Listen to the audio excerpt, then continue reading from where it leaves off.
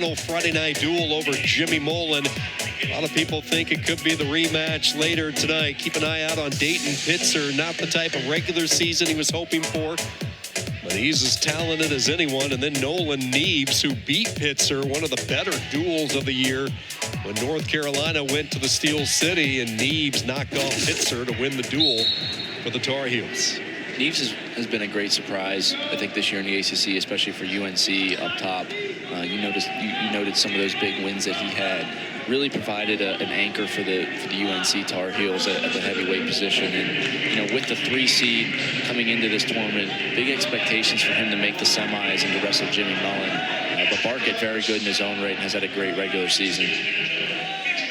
We found out after that duel at Pitt, when Nolan Neves took down Dayton Pitzer, he likes himself a Coke float or two. Compliments of Coach Ramos. Who doesn't? I'm more a root beer flow guy personally, but I don't turn down a Coke float. Scoreless in this first period. Neves, the redshirt freshman, St. Paris, Ohio, Graham High School. Great big heavyweight for the Tar Heels, Connor Barket. Having a good sophomore season. A heavyweight tradition for Duke going through the years. We talked about Casper, but how about Brandon Ray, Jonah Niesenbaum? Incidentally enough, all 3 of those guys went on to the WWE. Yeah, strong pipeline there. We talked about the success that Duke heavyweights have had. But just coaching staff does a great job of building those guys up and developing them. So by the time, they get to, their junior, senior years, yeah, they may have been under recruited coming out of high school, but they really start to reach their full potential as they get towards the later stages of their career. One of those coaches in the Duke corner was a good heavyweight in his own right, and Tom Erickson, one of the top U.S. heavyweights of all time, the 2-time All-American at Oklahoma State after he won a couple of junior college titles at Triton College. And now Tom Erickson in that Duke corner alongside Glenn Lanham, working with these bigger bodied Blue Devils. In on a leg, Barket takes Neves down, and the opening 3 for Duke. Great attack by Barket, and where Neves is really good is when guys shoot, but they shoot into the mat and he looks for a re-attack. Barket, by taking a snatch single, never let himself get in bad position. His head never dipped down, didn't give Neves that opportunity to chase corner. So you notice here, look, his head position is great. Gets it up right away, starts climbing the body, and just does a great job of driving through that takedown. With 40 seconds left, I've said it, multiple times. I'll say it throughout the day. Finishing periods on top. If Barket can commit to a ride and get Neves broken down, that's huge for his momentum going to the match. But Neves is doing a good job of getting to his feet. Barket able to bring him back down near the edge. Good work there by Connor Barket. Keeps that right toe in as long as he can. Precious time coming off the clock. Now Neves is able to get that restart in the center with a thrust of energy, and we go back into the center. 23 seconds here in this first period. Yeah, and at first glance, it's like, well, that wasn't that much, but 20 seconds at a time really starts to add up. If he can do that again, going into the second period up 3-0, it's really, really big in a tight match like this.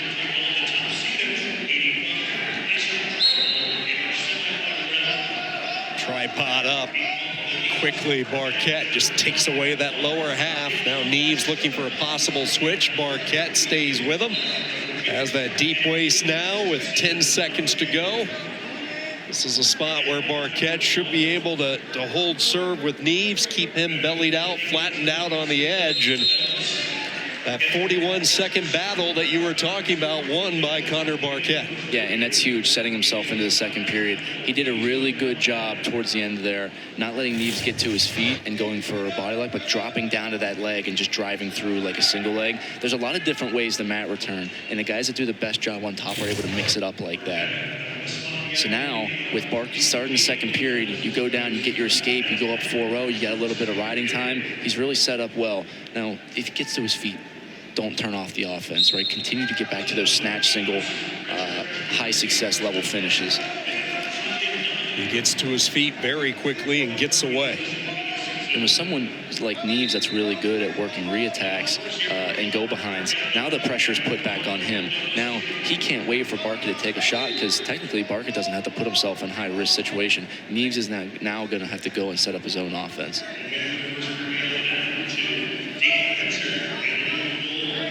When Barket first arrived at Duke, he was 200 pounds, and he had to spar with Jonah Niesenbaum, and he said the first 3 months of his college wrestling life were miserable. Giving up the size and going against Niesenbaum each and every day in practice. He went on a 6,000 calorie a day diet to build up his frame, and he's not done. He said he would like to add maybe 5 to 7 more pounds next year. He's only a sophomore. Now Neves with his first offense. Barket able to clear the leg. Nicely done by the Duke sophomore to fend off some would-be trouble. Great defense by Barket. Never let his foot get into the air, put it back on, uses his hands to cross face, get his hips away, and square up with Neves. Also not letting him take him out of bounds and look for a stall call, circle back in and create the action. Barket's doing a great job in this match controlling center. Got to do a little bit of a better job using his head to get in the way and not letting Neves get a straight-on shot like that. But as of now, right here in this collar tie, control wrist, get to an underhook, control center, slow things down. 35 seconds, finish the period.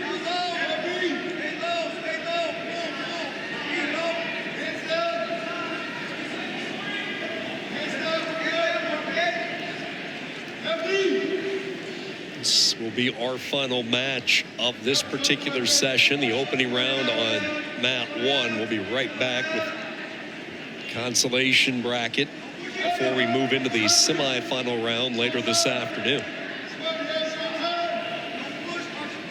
Short time at heavyweight and a 4-0 lead for Connor Barket. Barket, one of those athletes who wants to give back to a sport that has given him so much, part of the Rising Athletes Foundation. Both he and teammate Ethan Grimminger have a website where they reach out to high school athletes, and those high school athletes can reach out to either one of these Duke athletes and really just build local relationships. They talk about the challenges of being a student athlete in the ACC at the college level. Great cause, and one of the leaders of this Duke room looking really tough in this first round. That was a big mat return for Barket. You see he goes over a minute of riding time. Good insurance as he's going into this third period. And I talked about it in one of the other matches. Shortening the period. Stay on top as long as you can. Don't allow Neves to get an easy escape and then give him the opportunity to come at you the full match. He's doing a great job of it right now. 1 minute and 34. I'd like to see him maybe ride, and if he can, get it down to the 20-30 second mark. And then, if you need to cut Neves from there. But, he's looking really good on top. Great mat returns, dropping down to the legs. And again, smart wrestling on the edge. He was on that lower half. He had his left toe inbounds. He let the official get that stall count. Once it hit 4, he immediately just picked up that toe outside the cylinder and back to the center. You notice now, he drops down the leg a couple of times. So now Neves he's not only thinking about, when I get to my feet, I have to find hands, because he could drop down to my legs, and then he comes back up and does a good job of staying in the body lock and returning. And Neves finally gets his escape. Should set up an exciting last minute and 20.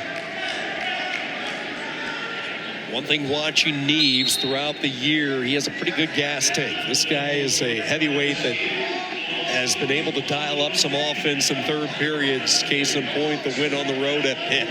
Well, with 1:31 of riding time, he's going to have to get a takedown with at least 31 seconds as he takes a shot. Shielded away by Barket. And a continuation back to the center with 59 seconds to go. Yeah, so the pressure's on Neves right now. He has less than 20 seconds to get a takedown and ride out to send it into overtime. If Barket can get through here to the 30-second mark, then he would have locked up that minute of riding time, which is really important. Stall call on Barket. And now a stall on Neves for backing out. Yeah, stall call on both guys. If you're Barket there, don't get caught up in the emotion. You get him to the edge, you can play that edge a little bit. If you have him out of bounds, you don't have to force him out. Just controlling the match here. See, we hit that 30-second mark. There it is, riding time. The stall call. Now no stall call. Crowd wanted a stall call on that last exchange. Nothing there. 4-1, Barket. Clock a little late getting started off the whistle. Neves off this collar tie. Needs to find an opening. Find out what he has in his reserves closing out. Short time, 13 seconds to go. Duke trying to pick up this opening round win inside their house, Cameron Indoor. Connor Barket keeping those feet moving, and that is going to be it. Barket, Duke, the heavyweight, advances into the semifinals with riding time, a 5-1 decision. That was a huge win for Barket, and really in dominant fashion. He got a great takedown. He rode really hard. He got off bottom. I was super impressed by the way he competed, and what a great way to finish off the session for Duke.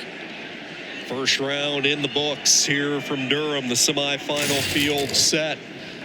Gavin Kane in the hunt. He was an All-American a couple of years ago, trying to find that 2023 form. The Loud brothers have had their success in Chapel Hill. The youngest Loud coming through, and then Stimmett. Welcome to the ACC, Stamp.